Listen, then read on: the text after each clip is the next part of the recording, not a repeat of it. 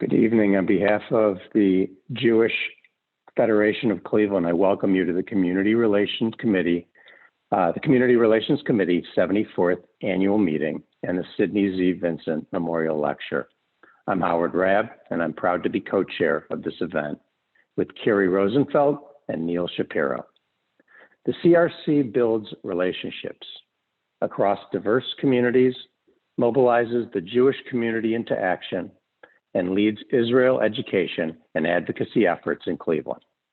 The work of the CRC is the work of Jewish Federation of Cleveland, and we're so grateful to the dedicated volunteers who engage through this committee on a daily basis. Our community is safer, our relationships are deeper, and our world is enriched because of you. It takes a strong board and staff leadership to accomplish this work. Thank you to our board chair, David Heller, and to Erika Rudin-Luria, Federation President, for your leadership and support. And thanks to past Federation board chairs and past CRC chairs for leading the way so that we may be here tonight. I look forward to our program tonight. We have a wonderful panel planned. Before that, I'll turn it over to CRC Chair Greg Levine to reflect on the past year. Good evening. My name is Greg Levine, and I am honored and privileged to be the chair of the Community Relations Committee of the Jewish Federation of Cleveland. I want to thank our chairs of this event. Thank you, Howard, Neil, and Kerry. Really appreciate all your hard work putting this together. I also want to thank our outgoing vice chair, my good friend Lori Wald, for her 2 years of inspired service in that role. I also want to acknowledge the CRC leadership team who give countless hours to CRC's mission. Carrie Curtis, Scott Garson, Adam Rosen, Gabrielle Jerusalem, Sue Borison, Jennifer Cohn, Laura Vexler, Brad Schlang, and Carla Tricarci. The Federation is really blessed with outstanding lay leadership, but none of this would be possible without the hard work of our phenomenal staff support. Special shout out to Debbie Klein, who I talk to almost every day, Aviva Rowland, Amy Kaplan, and Oren Baratz. When I began my role 1 year ago, I had no idea what the year ahead would look like. The CRC, as it has for many, many years, put together priorities and action plans for 2020, with programs and event plans, policy focus areas, and a strong desire to continue the work of relationship building that is core to all of what we do. Little did we know that our work would be shaped by forces much larger than ourselves. In fact, it turned out to be a year of responding to crisis, and I'm proud of that response. As Amanda Gorm read in her poem, The Hill We Climb, during the presidential inauguration, and yet the dawn is ours. Before we knew it, somehow we do it.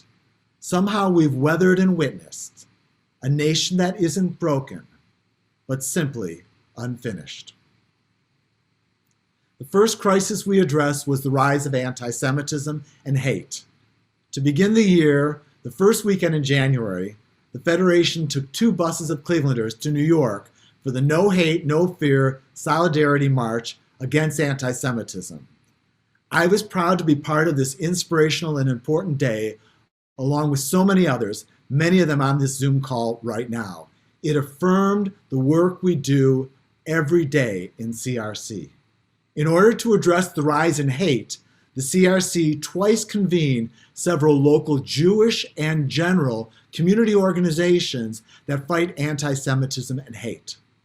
These meetings offered opportunities for sharing, brainstorming, and identifying opportunities to collaborate and work together. When domestic terrorists stormed the Capitol on January 6th, many waving Confederate flags and wearing Nazi gear, including Camp Auschwitz, mounting an insurrection and challenging our democracy, the CRC worked closely with the Federation officers to write a firm, strong statement. When the European Union Court of Justice upheld a Belgian ban on kosher slaughter, we spoke out against this blatantly anti-Semitic ruling. Part of responding to hate is acknowledging our history. The CRC, in partnership with Kol Israel Foundation, held the annual Yom HaShoah V'Hagvura commemoration as a virtual event. Over 400 separate screens tuned in for that event, hearing from a local survivor, each lighting an individual memorial candle, each reflecting on the lessons of the Shoah, assuring that this history never, ever repeat itself. The second crisis that CRC addressed was systemic racism.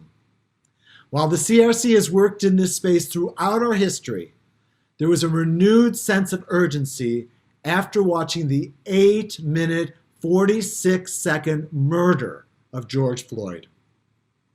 Following this horrific event preceded by so many others, the CRC worked with Federation leadership to issue a statement that called out systemic racism and provided calls for action for the community, including condemning the actions of those police officers. But making a statement was not enough.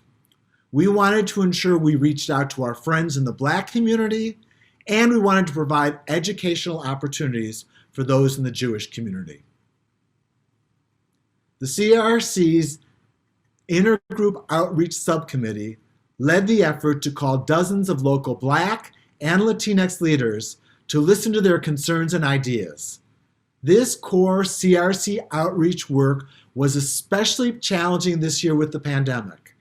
With the inability to meet in person, which we love doing, we had to do this via calls so that we could hear our neighbors' concerns and ideas. In order to bring educational resources on systemic racism to the Jewish community, the CRC worked with the YWCA of Greater Cleveland to develop the 21-day Racial Equity and Social Justice Challenge, doing it with the Jewish lens.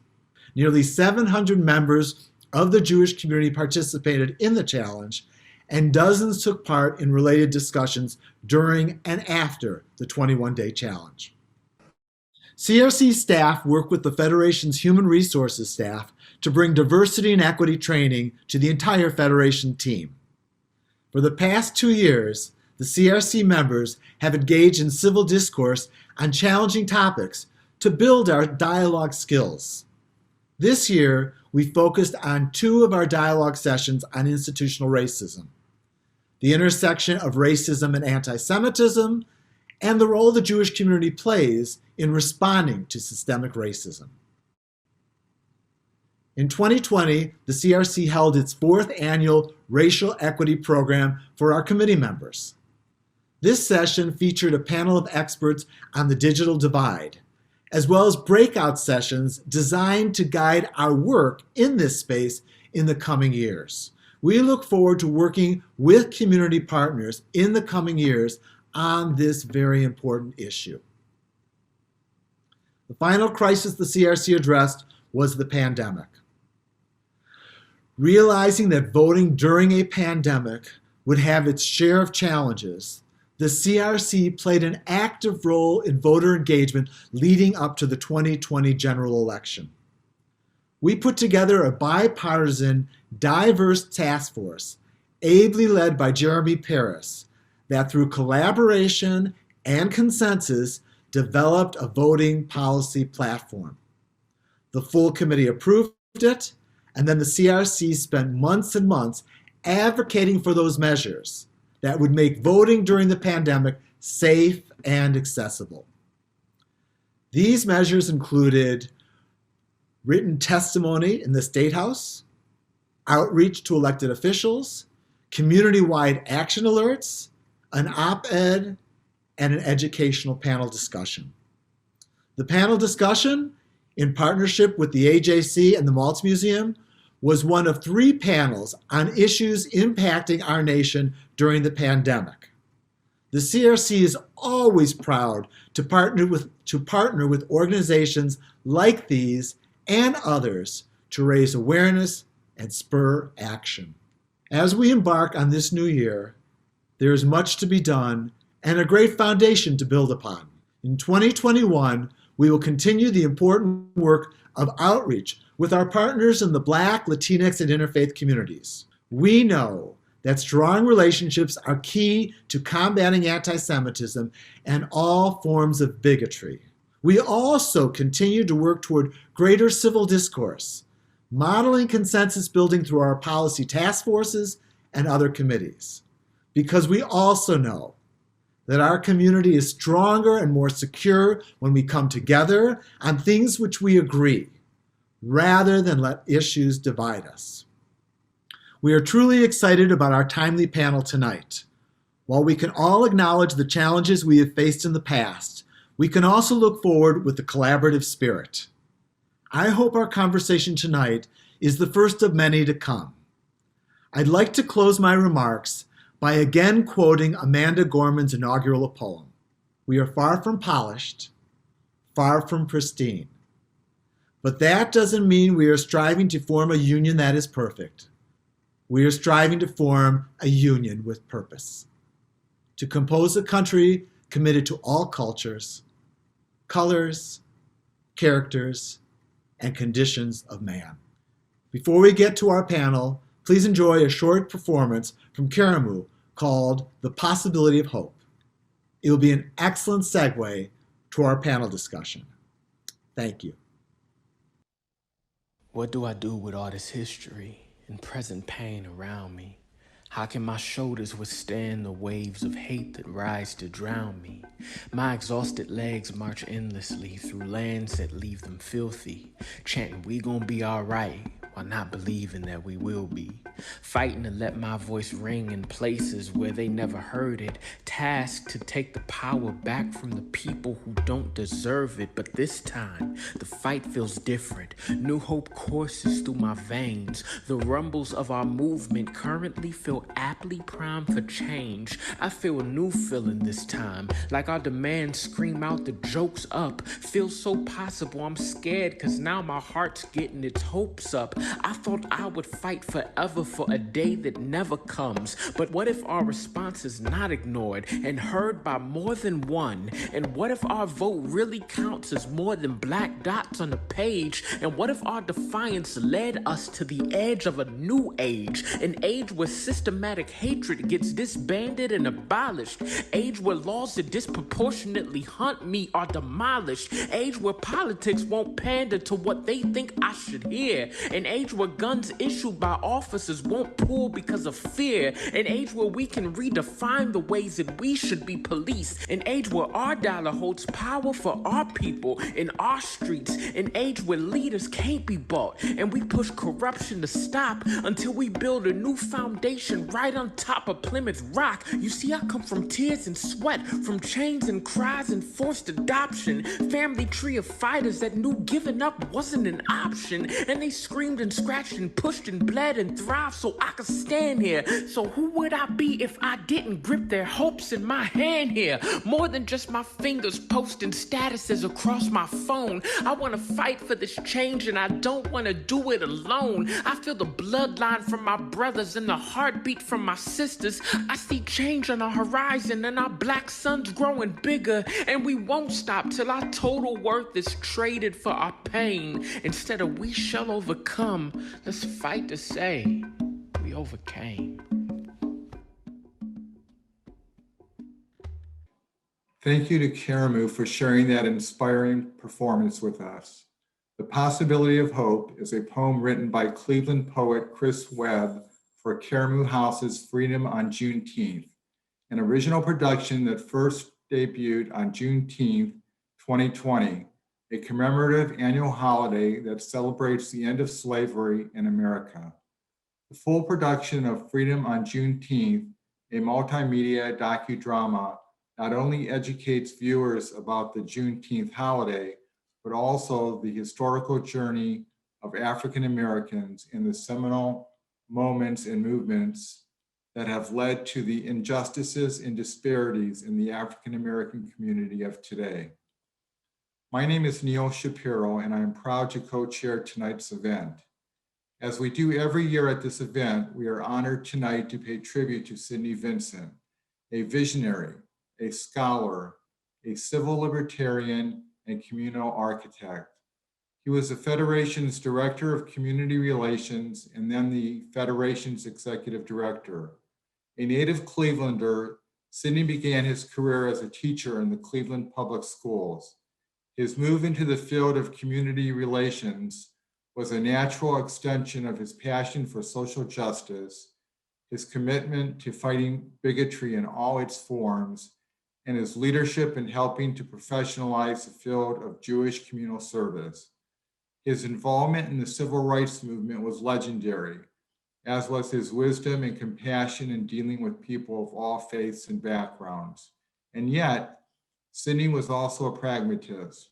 He understood that Jewish community relations is about two fundamental goals: building bridges with the general community and the Jewish obligation to repair and transform the world for all humanity.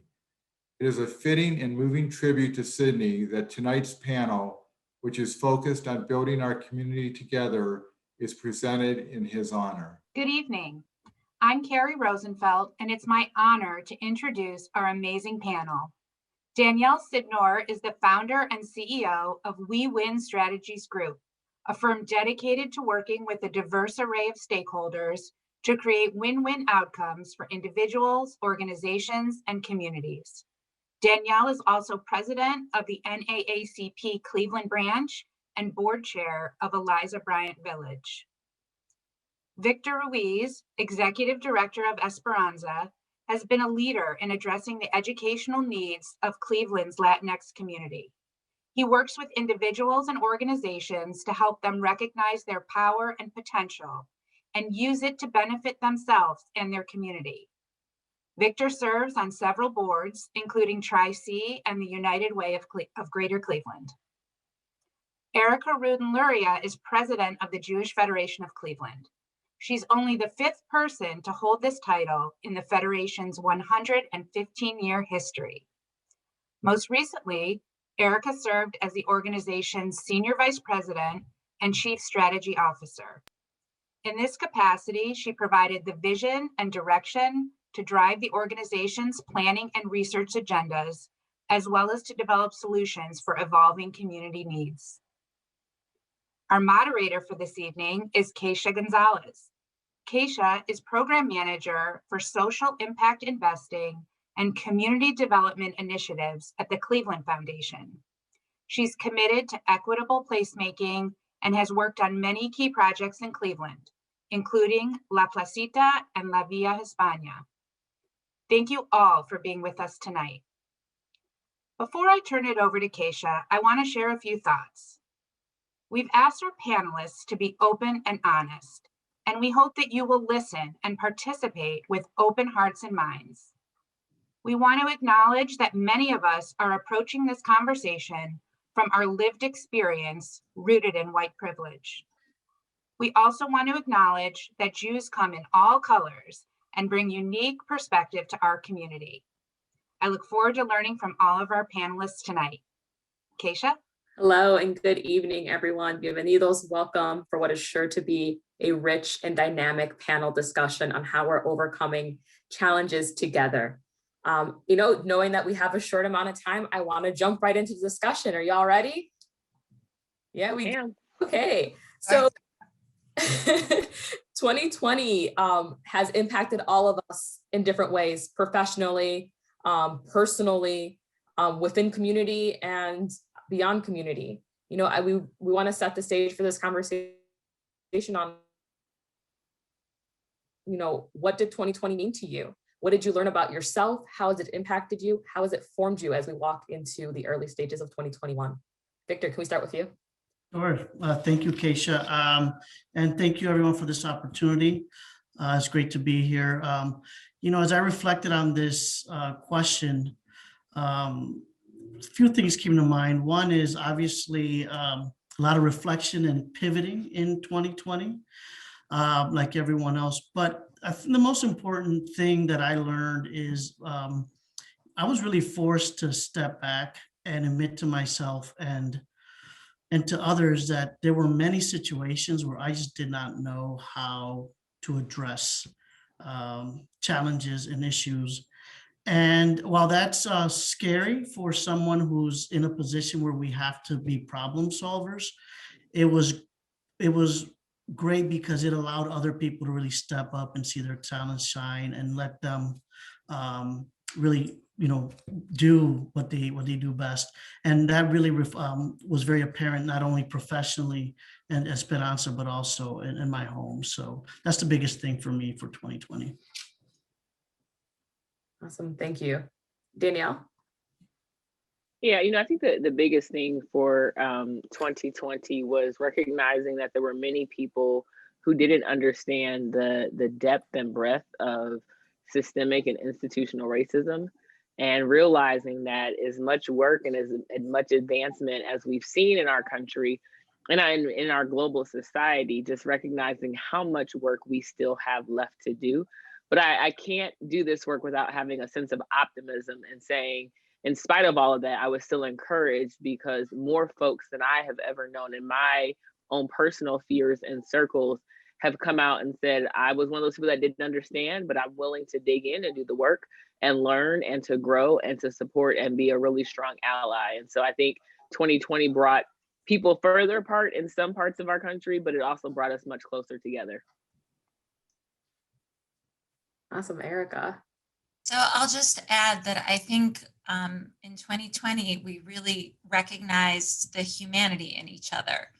I saw people reach out to each other as individuals, as neighbors, as strangers, which was more difficult not being in person, but people made gestures to each other to try to assist without being asked. And I saw it happen repeatedly as someone would identify a need and then just look to fill it, even if they had had nothing to do with that organization or had never even heard of it before. And that also gave me some great optimism that there are some things that we can build on despite the negative of the year. So I want to lean a little bit into what Danielle said about folks stepping up to say that, how do we show up for the work? How do we assist? How do we learn? How do we grow? We are in an era where there is a magnitude of social justice challenges that have been platformed, right? For us to respond to, for us to activate. So I'd be very curious, can you guys kind of dive into how your communities have navigated, how your communities have leaned into one another, leveraged each other in responding to these really complicated challenges that, again, have been catalyzed by what happened in 2020, but we know we're working into solutions now in 2021.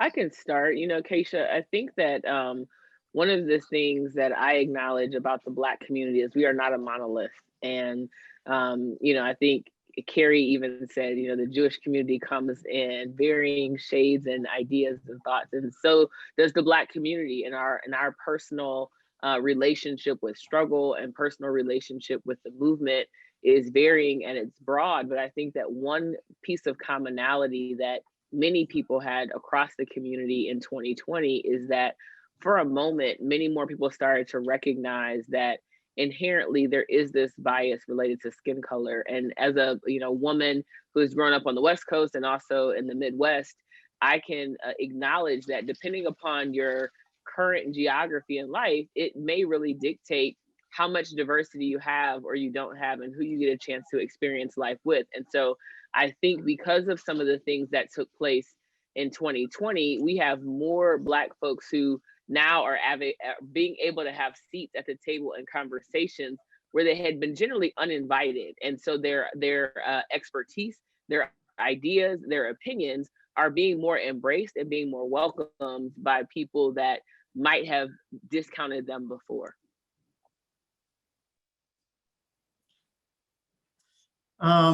Yeah, in the Latinx community this past year, I was really going back to the theme of optimism that was brought up in the last question. The way that the community came together to ensure that everyone's even just basic needs were met and that their safety and their health was addressed was really encouraging. And in our community, we've seen that kind of spirit going back to several years when we had a large group of people come to Cleveland from Puerto Rico as a result of Hurricane Maria. So that was really encouraging. And I'm personally also encouraged by especially our young Latinx community members who are really stepping up and also forcing our community to address some of these issues head on that we've been afraid to address for a long time. I was going to start in the same place that Danielle did, related to what Carrie said about how the Jewish community is also not monolithic. And I think the Jewish community, there's a term that's become like kind of cute in terms of that there was an Ashkenormative, Ashkenazi being what looks normal, Eastern European within the Jewish community, which frankly isn't actually reflective of where Jews come from. It's reflective of where Jews came from to this country at a certain point in time. So I think there's been a broadening of understanding that within the Jewish community, not only are there Jews of color, but the Jews of color are very diverse with their own experiences as well. And I think that understanding hate and understanding any type of hate, certainly understanding racism requires education and continued education, because if I don't know that language means something, then how am I to know that and teach it to my children or to others? And so in a strange way, even though 2020 pushed us all more into our own echo chambers, there were other aspects of 2020 that broadened us and that opened eyes and that encouraged or shoved us to be educated and to seek out education. And I think that's it's not over, but that's certainly a first step in the right direction. So your guys' responses really leaned us into the conversation around intersectionality, right? Just for the audience, intersectionality is the interconnected nature of social categorization such as race, class, gender, regarded as creating overlapping and interdependent systems of discrimination or disadvantage.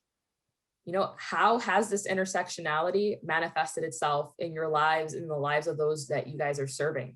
Because everyone here has highlighted that the diversity of how people present themselves forward facing, right, there's a whole spectrum.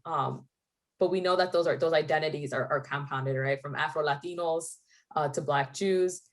So especially in the time that we're celebrating right now in Black History Month, there is a full-blown celebration of intersectionality. So I would love for you guys to dive in to how your guys' work elevates, intersects, complements intersectionality in our communities.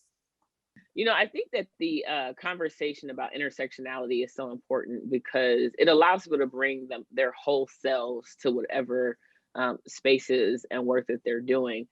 I think one thing that we're trying to amplify this month around intersectionality is really within the Black community, the conversation about LGBTQIA, and really acknowledging that it has been something that's been pretty shunned, especially in ultra conservative portions of the Black community, which folks often kind of say Black and liberal as if they are synonymous. And while there are many folks who are liberal from a social services and policy standpoint, are conservative also in those same senses. And so really trying to ensure that we create space for all of those different populations within our community to feel that they have an opportunity to have their voices heard.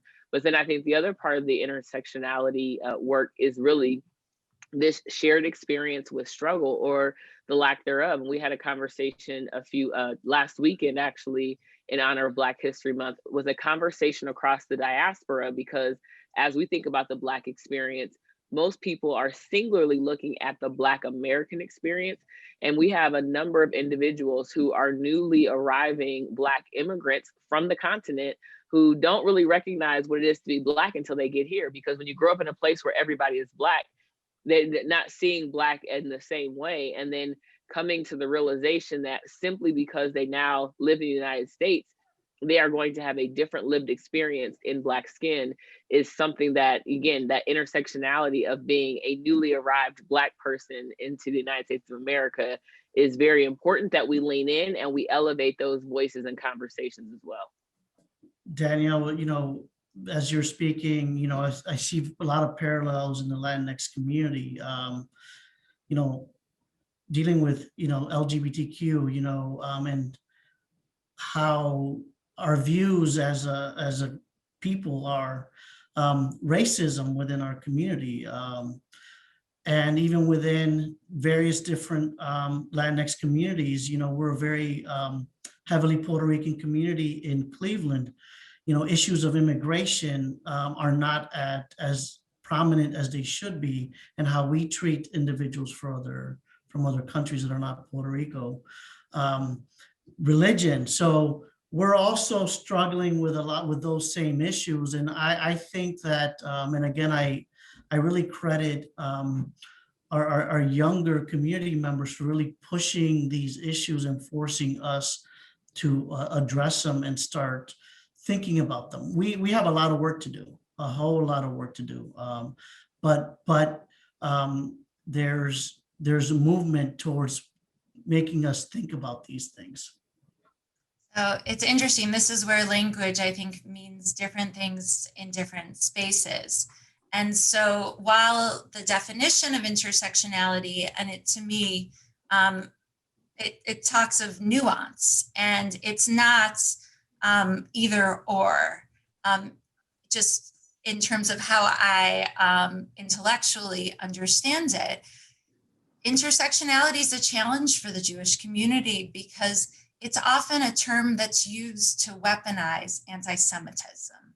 So if we understand anti-Semitism to be at its root about conspiracy theories, the conspiracy is that the Jews are the ones running the banks and the government and even the weather, some may say.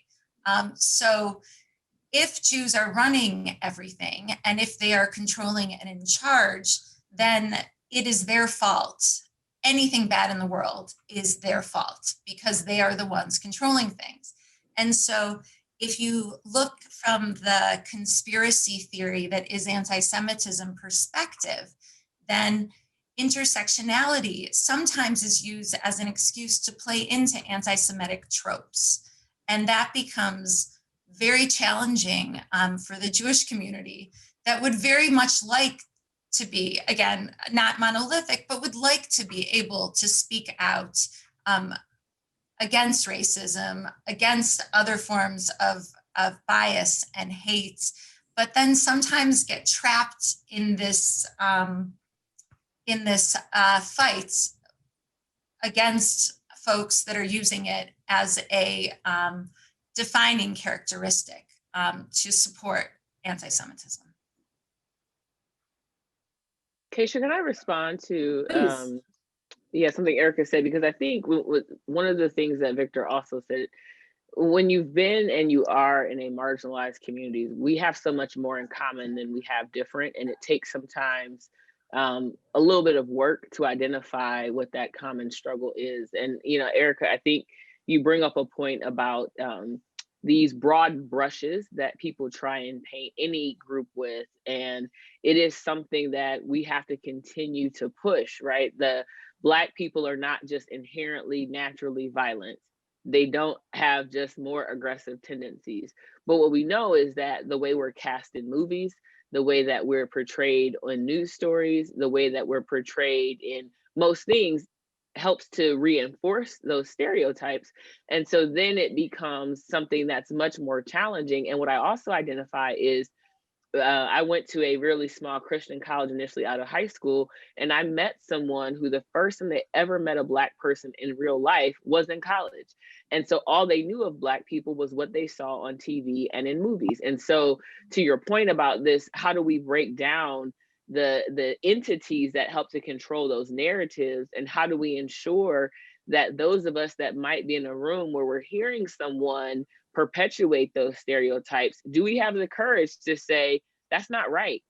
You know, I heard you say it, I know you were joking, but this is how you're continuing to uphold and reinforce those stereotypes, and this is why it's harmful to my community and or my friends' community. Maybe I'm not a part of it, but I know people that I care deeply about. And I think that while we're looking sometimes for these really large statements from people, what I'm looking for the most is individual allyship, and also individuals who will work and serve with me in spaces where I'm not ever going to be, because that's where you can have really a lot of impact. Absolutely, and addressing those calls to kind of dismantle those perceptions also starts at home. In the Latino community, the things that we say to each other, the things that we say in our home, you know, it's not okay, right? And how are we mobilizing and activating, starting under our own roofs, to not perpetuate the use of language, right? Back to Erika's point, words matter, language matters, because that's what our kids carry into adulthood, right? And how they reflect themselves with either their Black friends or how they see themselves when they look in the mirror, right? So it's such a rich body of work for us to lift. Yes, Erika.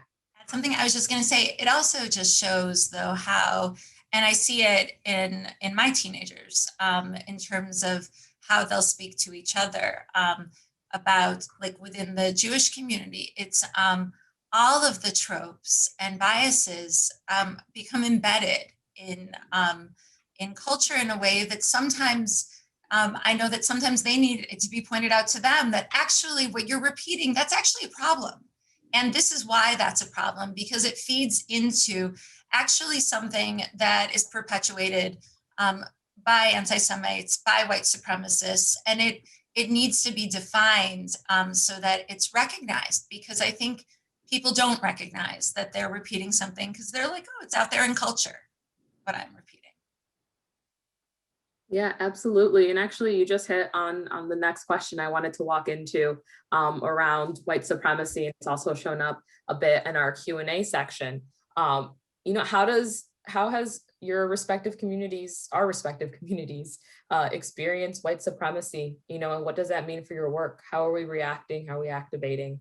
And then how can our communities work together and find that convergence point that can best dismantle the structure of white supremacy of which we must navigate in? I can go first. So I think our community, in this case, you know, the Latinx community, and we started talking about this, you know, a big way that we unfortunately experience white supremacy is by perpetuating a lot of it. And, you know, we receive it and then we give it right back. So I think that's, and, you know, Keisha, as you were talking, you know, I just thought of my mom, and, you know, as a Black Puerto Rican woman, and the things that she says about herself and her skin color just pain me, even my whole life, even to this day. And the things she'll turn around and say, right, about others who are Black as well. So, you know, that's a way we deal with it. Obviously, you know, we can go into other ways, but I think that that's just really, really important to keep reminding myself and all of us that a way that white supremacy continues to live on is by us continuing to give in to the beliefs and the statements. You know, I think, Victor, one of the other things I would add to that is just the fact that many times white supremacy, people are looking for this outward, very aggressive, scary type of behavior and tactic. And so we miss it. We miss a lot of white supremacy because we're looking for a cross burning or a hood or a swastika. But really what it is this notion that systems across this globe are centered in the notion that whiteness is okay, it's right, it's good, it's the best, and anything that's not at that standard is subpar. And so being able to acknowledge that even without being the evil person, because our global society is centered around white being the best, people who are born into the ability to claim white as their, who they identify as, get to have a certain level of supremacy over other people that don't get a chance to acknowledge themselves as white. And I think one of the most recent incidences that illuminated that for some of our elected officials was one that stood up and actually apologized for the fact that when the House was stormed, he said, let's just go on the Republican side and blend in. And he realized as a white male, he could blend in because he was white, but his Black and Latinx colleagues and colleagues of color wouldn't be able to blend in as the Republicans because they didn't have the same skin color. He said for the first time, he understood what it meant. And so sometimes I get frustrated because I'm like, why does it take for it to happen to you to specifically understand? But I also recognize that at minimum, we are at a better place because we're having these kind of conversations. And I would just say the Black community and the Jewish community had a long history of working in tandem and allyship together. And I think we've got to do a better job. I think we have to be able to acknowledge that there are biases and tropes that we push back and forth on each other. And if we could start with that level of honesty, then we can move to dismantling issues together. But until we can kind of come to the table together and say, yes, we have had issues, we have been allies, and now we're got to work back through that. That's the only way we can dismantle, I think, that what white supremacy has done to all of our communities and how we can kind of push back against that. I think that I think building close relationships then make allyship easy. I think one of the challenges this year in particular is that it's far more difficult to connect with people over Zoom. And it's very easy for people, if they don't know each other and have no connection to people, to then demonize them in different ways. And it's something that's, it's a real problem for us. And with the kind of even the political polarization has really just fed into it. We've seen it within the community, within the Jewish community, in terms of it being a polarizing time. And certainly it is between communities as well. I think relationships between the Black community and the Jewish community and the Latinx community and the Jewish community are obviously critical. And it's something, may sound silly, it's something I think about actually when we travel and we will drive across, Route 80 in Pennsylvania. And my husband and children wear kippot on their heads. And when we travel, I make my husband wear a baseball cap. And because I don't feel like it's safe otherwise when we go into gas stations. And it's a commentary on both the fear related to actual white supremacists and hate, and it's also me acknowledging that they can put on a baseball cap and recognizing that that's very different and that there's privilege in that. So it's kind of the two competing emotions that I have at each gas station, actually.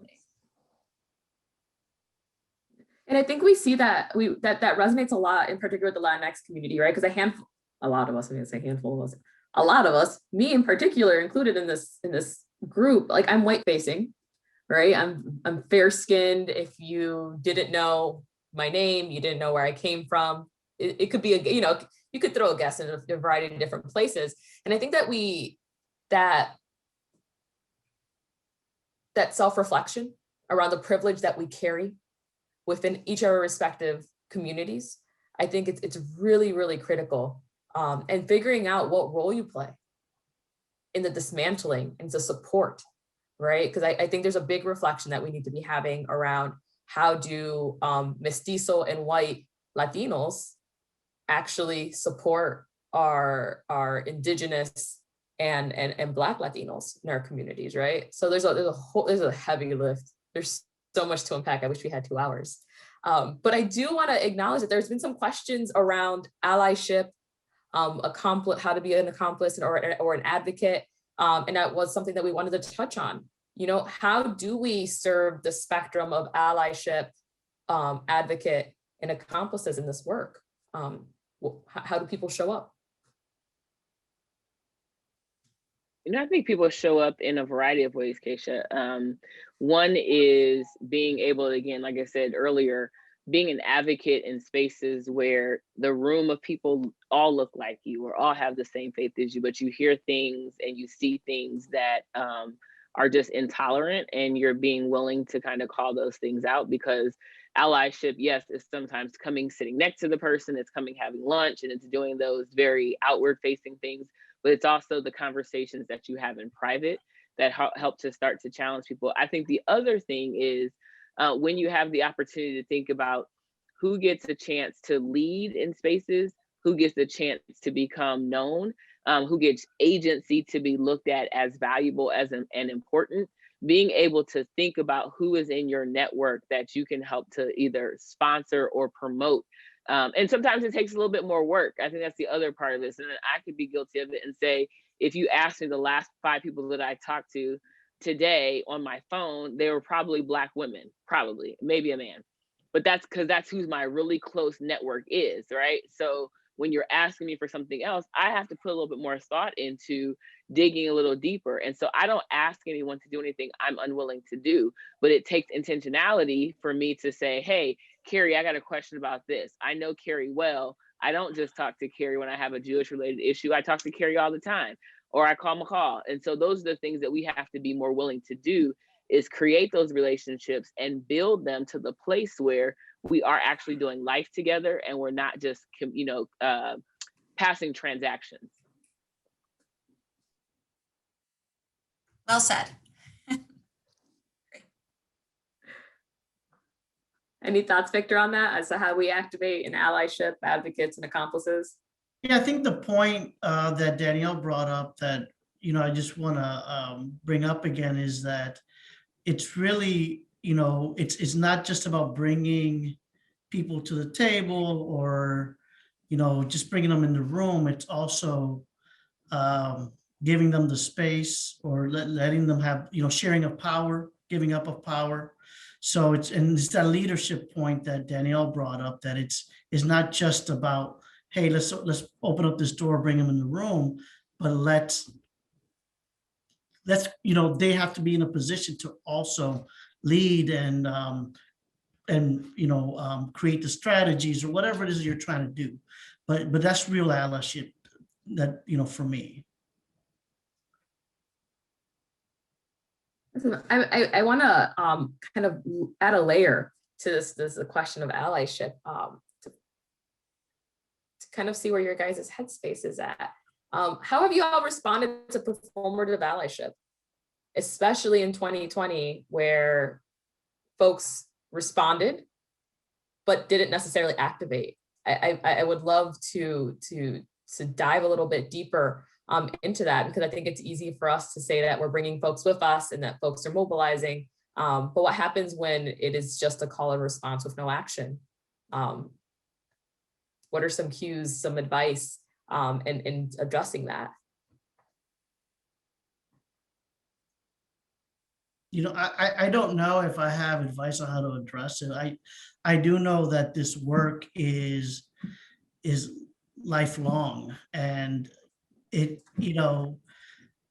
many of us have been doing this, and I know I'll see the 3 of you and many other people here 10 years from now. So it's people do come and go, and I guess the evidence of their commitment is really on the time that they put into it and the longevity. So yeah, Keisha, I don't know if that's satisfying, but it's a long arc, right? Is it the long arc, and it bends towards justice, and anyone who thinks that this can be addressed overnight just really is either fooling themselves, isn't sincere, or doesn't just really understand what's going on. Absolutely. So kind of want to transition to kind of a slightly different question. Somebody in the audience is curious about what are the top 2 or 3 specific priorities for each of your organizations in 2021 as they relate to the challenges of societal inequity and racial justice? Can we start with you, Erika? Sure. Well, so I think Greg touched on some of this, but obviously our intergroup relations is really just essential work. Figuring out what that means in a COVID and slightly post-COVID kind of world is something that I know that Greg and Debbie and their team are very, very focused on. But really building deep relationships where there's frankly a lot of listening and understanding where people are coming from. And I was introduced to the term radical listening at some point during 2020. I don't remember what month, but taking in information without thinking of every question that you have, and just kind of being an open, just being open to hearing someone's experience and where they come from and what their hopes and dreams are. I think it's all important in terms of building relationships. I'd say civility as well. I know that our community relations has done some work with Repair the World, and we're very interested in what is it that we can do to be part of promoting a civil society and respect between people. And so I think a lot of it goes very much hand in hand from there. I'll just say very quickly, the 3 things that we're working on. Number 1, we believe that many of the issues in our society, especially when you think about marginalized communities, are economic in nature. And so we're doing a lot of work around economic self-sufficiency, because folks that have financial resources go to school, they eat better food, they have the ability to take breaks and deal with their trauma and all of the things that we know are social determinants of health and all of that stuff. So really looking at economic self-sufficiency. I think additionally, we continue to push for just greater transparency and greater accountability about where a lot of dollars and resources are coming from and going to in philanthropy, because we see that as another area where we can do a better job of saying a lot of the financial resources in this country are rooted in systemic oppression. And so if we're going to really start to look at how do we shift hundreds of years of disinvestment and inequality, it has to start with financial. That's a very uncomfortable conversation for a lot of people, because it's more of the pleasantries. And one to your earlier statement about folks that did performative allyship, that it's really easy to put out a letter, but it's much harder to say, the next 5 times I make investment, I'm going to invest in a Black community that's been disinvested. And so we're continuing to call for that very specific action, because we identify problems with a lot of specificity. When it comes to solutions, we tend to get a little bit hesitant and want to be very broad in our approaches and efforts. And so we're trying to give people the courage to be specific about how they're being intentional for the outcomes that they're trying to achieve. Thank you. What last year really brought out for us at Esperanza is that I think we had a narrow definition of who our community was. And I think it really, and not just people served, but also geography and the need as well. And I think that we really learned a lot about the many different barriers, especially, still aligned with our work around education. So I think for us is it really expansion of who we're meant to serve, how we're meant to serve them. And I'm really, I've been excited about, we've had this just growth in younger voices at our organization, from staffing to expanding the pipeline of people, people we serve, and just making room for them to really to step up, get their ideas and their leadership, let their leadership really shine. So that's really exciting as we look next year moving forward. Awesome. Well, with the last push of this conversation, I really want to make sure that we get a few questions that are left in our Q&A, because there's some really powerful questions in here.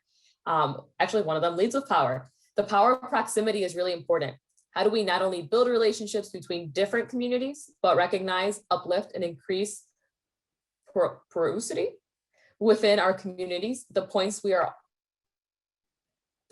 where we are not actually separate communities, but have distinct overlap?